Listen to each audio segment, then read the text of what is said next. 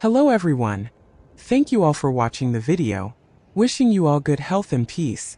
The morning draped the village in a veil of mist, its hills softened by the dawn's quiet breath, but Diep carried no quiet within her. She stood at the edge of a borrowed yard, her hands clutching a basket frayed by use, its emptiness a mirror to her heart.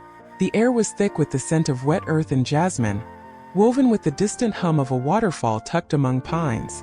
Hockey, her little dog, nudged her ankle, his tail a faint wag in the gray light, but even his warmth couldn't lift the weight that had settled in her chest. Yesterday she'd faced James's father again, his offer of $20,000 a stone meant to crush her love. "Take it and leave my son." She'd refused, her voice steady, but now she was here, far from James, her courage faltering like a flame in the wind. She set the basket down, its bamboo creaking under her touch, and looked out at the unfamiliar village, its dirt paths winding like threads of a life she didn't belong to. The market's hum drifted from beyond, where roosters crowed and smoke curled from thatched roofs. But this wasn't her shack, not the place where she'd cooked rice with salt and laughed with James over misshapen potatoes. She thought of the stream near her old home, its waters glinting like scattered coins, where James had held her hand and promised a future. "This land, Diep," he'd said, his voice bright as the sun. "It's ours. We'll grow a life here." She'd believed him, her heart as open as the fields, thinking love could root deeper than the crops they tended. But now those dreams felt like dust, scattered by her own choice to leave, to protect him from the ruin she feared she'd bring. Diep knelt by Hockey, her fingers tracing his fur, and whispered, "I'm sorry, little one. I left you hungry, didn't I?" His eyes met hers, bright with trust, and she envied his simplicity, his world untouched by doubt or shame. She thought of her mother, gone these many years, who'd taught her to plant by the moon's phases, to carry on when the world turned heavy. "Your heart is your strength," her mother had said, her hands rough but tender, sorting beans by the village well as dusk painted the sky. Diep had been a girl then, her fingers stained, her laughter free, thinking life was as simple as the earth beneath her feet. Now she wondered if her mother had known how heavy love could be, how it could lift you only to let you fall. Her mother's face rose in her mind, clear as the morning light, her eyes warm, her voice soft as she spoke of the land. They'd sat together once under a banyan tree, shelling peanuts as the sun dipped low. "This earth," her mother had said, "it holds you deep. It doesn't care if you're poor or rich. It gives to those who work it." Diep had laughed, her fingers sticky, believing life could be that kind. Now she saw the truth, earth might give, but men like James's father judged, their words sharper than any sickle. He'd offered her money, his voice cold. "Take it and leave." She'd refused, her pride intact, but fear had driven her away. Fear that staying would ruin James, his projects, his dreams, his fight to be free. Yesterday had begun with a flicker of hope. She'd returned to the village, her heart pounding, and found James waiting, his face taut with worry. "You promised you'd stay," he'd said, his voice breaking, and she'd confessed, her words halting, about leaving to protect him. "I couldn't let you lose everything," she'd said, and he'd pulled her close, his anger softening into a vow. "I'm done hiding," he told her. "My father's controlled me too long, school, work, everything. But you, Diep, you're my choice. I'll face him for us." They'd stood by her shack, feeding Hockey, planning to confront his father together, and she'd believed they could win, that love was enough. But then his father had called her to the farm, his offer a test she hadn't expected. She'd stood among the melon vines, the air heavy with dust, and faced him, his eyes cold as stone. $20,000, he'd said, holding out the money. "Take it and leave, James." Her heart had faltered, not for want of the cash, but for the weight of his scorn. "I love him," she'd said, her voice steady.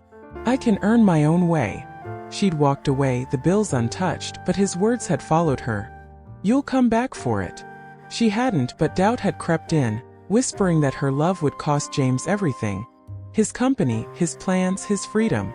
So she'd fled, leaving her shack, her garden, her promises, hoping distance would save him, even if it broke her. Diep rose now, her steps unsteady, and started for the market, Hockey trotting at her heels. The village was waking, its rhythm as familiar as her own heartbeat, though she felt like a stranger within it. Smoke curled from roofs, mingling with the scent of boiling rice and dew, and she thought of her shack, its walls weathered but hers, now empty save for memories. She'd left it to protect James, to keep his dreams. Cassava flour, clean farms, a better life for farmers, from crumbling under her weight. A man at the market, his face kind but worn, had offered her work that morning, pointing her to a farm where melons grew heavy on the vine. 50% of the capital, he'd said, and she'd nodded, seeing a way to earn, to care for hockey, to build something new. The market came into view, its stalls a patchwork of color under tamarind trees. She bought meat and greens, her coins few but enough, and spoke softly to hockey, promising him breakfast. Buyers drifted by, their voices a soft hum, and she remembered her mother's laughter here, her hands quick with a scale, her smile a beacon in the bustle. Sell with pride, she'd said, and Diep had tried, but pride was hard to hold when she'd run from love. An old woman, her face etched like bark, paused by her side. "New here, child?" she asked, her voice gentle. Diep nodded, her throat tight, and the woman pressed a mango into her hand, its skin warm. "For courage," she said, and walked on, leaving Diep with a lump in her throat. She thought of her grandmother, who'd sat with her under the stars, telling stories of bamboo flutes carved from rice stalks, blown to call the rain when drought scorched the land. "The gods listen," her grandmother had said, her eyes crinkling with faith, and as a child Diep had believed it, blowing tunes until her breath ran dry. They'd lain on a mat by the river, fireflies dancing, and her grandmother had named the stars for dreamers who defied the odds. "You're one of them," she'd whispered, and Diep had carried that whisper through the years, a spark against the dark. Now it flickered, threatened by her own fear, by the thought that love couldn't bridge the chasm between her world and James's. Her past rose like a shadow, unbidden but relentless. Years ago, her family, desperate, had sold her to a man she didn't know. A marriage that was no marriage but a chain, a debt paid with silent tears. It had ended, leaving her free but scarred, a mark James's father had wielded like a weapon. "You're poor," he'd said, as if it defined her, but she'd refused to let it. She'd built her shack, planted her garden, found James, a man who saw her heart, not her poverty. They'd met by chance, she mistaking him for a policeman, and he'd laughed, his eyes kind, drawing her in before she knew his wealth. "You're enough," he'd told her, and she'd believed him, her love growing like the crops they tended. Yesterday, James had faced his father, his voice raw with defiance. "We were poor once," he'd said, reminding him of their past, of the days when hunger was their only wealth. "You fought for Mom, didn't you? Let me fight for Diep." His father had wavered, his own history, orphaned, adopted, scorned, softening his resolve. "One last test," he'd said, offering Diep the money, believing she'd take it, proving her greed. But she hadn't, and James had stood firm, his faith in her unshaken. "She's not like that," he'd said, and his father had nodded, a reluctant agreement. "If she passes, I'll accept her." But Diep hadn't stayed to hear it, her fear stronger than her hope, driving her to this yard, this village, this solitude. She thought of James now, somewhere beyond the hills, his heart steady with purpose. He'd promised to find her, his voice fierce. "Even to the ends of the earth, Diel to see." She pictured him in his office, papers strewn with plans. Cassava flour, clean farms, profits to lift farmers from hardship, but his eyes searching for her, his faith unshaken. He'd faced his father, defying a lifetime of control, and won a chance for them, but she'd run, believing her absence would save him. Would he understand, or would he think her promise, sworn by the stream, hands clasped, was a lie? She didn't know, and the not knowing was a wound that bled with every step. Diep wandered to the stream that cut through the valley, its waters glinting under the noon sun, a ribbon of light against the earth. Hockey curled beside her, his warmth a fleeting balm. She let her fingers trail in the current, its chill grounding her thoughts. Her past was a shadow, but her love for James was a fire, burning despite her flight. She'd learned from him, fight, don't run, and from books that spoke of strength, but fear had won, whispering that her poverty would ruin him. She spoke to the stream, her voice barely audible. "I didn't want his money, Hockey. I wanted him. But was I wrong to leave?" The village carried on, its people woven into her days. She thought of the man who'd offered her work, his face kind, his words stirring a memory she couldn't place. Her sister lost to time, perhaps alive somewhere beyond the hills. She thought of the farm where she'd stood, melons heavy on the vine, and James's father, His money a test she'd passed but couldn't celebrate. She'd wanted to stay to fight, but the gap between rich and poor, the scorn she'd faced had driven her away. James had spoken of equality, of a world where love outweighed wealth, but Vietnam's divides ran deep, and she'd faltered, her courage spent. Dusk settled, painting the hills in shades of gold and shadow. Diepp returned to the yard, hockey at her heels, the mango warm in her palm. The air carried the scent of wood smoke and dew, wrapping her in a fleeting peace.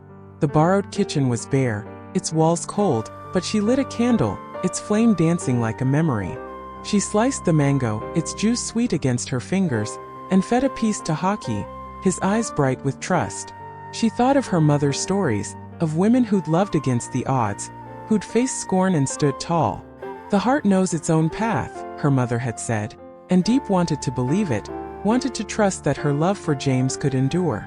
But her absence weighed heavy, a choice she couldn't undo. She pictured James searching for her, his voice calling, "Diepp, where are you?" His faith shaken by her silence. His father had agreed, a grudging nod to their love, but she'd run before she knew, her fear stronger than his promise. Would James find her crossing villages and hills, or would doubt creep in, turning his love to sorrow? She didn't know, and the not knowing was a wound deeper than her own. She spoke to Hockey, her voice soft. "You won't leave me, will you? You're my only friend now." Sleep came fitfully, broken by the creak of the kitchen's walls and Hockey's soft whines. In her dreams she saw James's father, his eyes softer now, holding out not money but a hand, a grudging welcome. She reached for James, but he was gone, leaving only the sound of water rushing over stones, endless and cold. She woke to dawn's first light, her body weary but her resolve flickering, a small flame that refused to die. She rose, fed Hockey and stepped outside, the village stirring under a sky heavy with clouds. The path stretched ahead, unfamiliar but steady, winding through hills that held both her past and her future. She thought of James, of his vow to find her, of his defiance against a father who'd chained him too long. Would he cross the world for her? Or would her absence prove too heavy, breaking the love they'd built? She thought of her shack, her garden, the life she'd left, and of this yard, a fragile shelter against the storm. Today she'd walk to the farm, pick melons and carry on, her heart a quiet drumbeat against the morning's song. But in that heart a question lingered, soft as moonlight, sharp as stone. Would love be enough to bring them back together?